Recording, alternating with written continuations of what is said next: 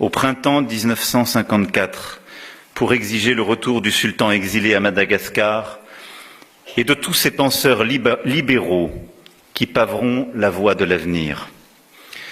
Ce sont ces libéraux, émules de Jacques Berck, regroupés dans Conscience française et le Centre d'études et de documentation de Jean Védrine, qui poseront les premiers jalons conduisant à Aix-les-Bains. Il fallut néanmoins encore plusieurs résidents généraux et le sombre épisode de la déposition du sultan Mohamed V et de son exil avant que la raison ne prévale. Mais la déclaration de la Selle Saint-Cloud, le 6 novembre 1955, scelle un nouveau temps.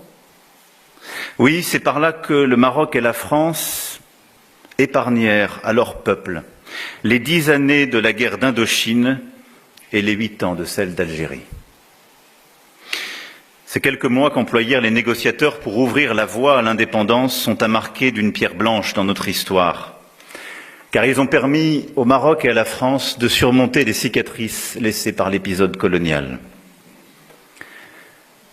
Quand la France se tourne vers ces 80 dernières années de relations franco-marocaines, c'est d'abord de la gratitude qu'elle ressent. Pour tous ces hommes venus du Maroc pour libérer notre patrie du joug de l'occupant, en Provence, dans la vallée du Rhône, mais aussi sur tous les autres théâtres où les forces françaises libres furent engagées.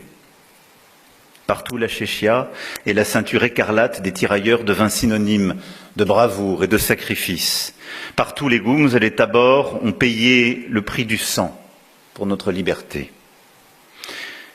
Comme le fit le général de Gaulle, en reconnaissant le sultan Mohamed V comme compagnon de la libération, comme j'ai eu l'occasion de le faire cet été à la nécropole de Boulouris à Saint-Raphaël, où dorment tant des vôtres.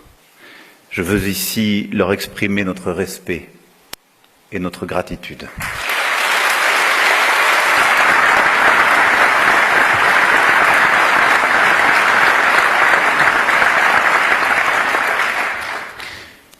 Il y eut le temps du sang versé, le temps des héros et de la guerre. Il y eut ensuite celui des forces vives de la paix.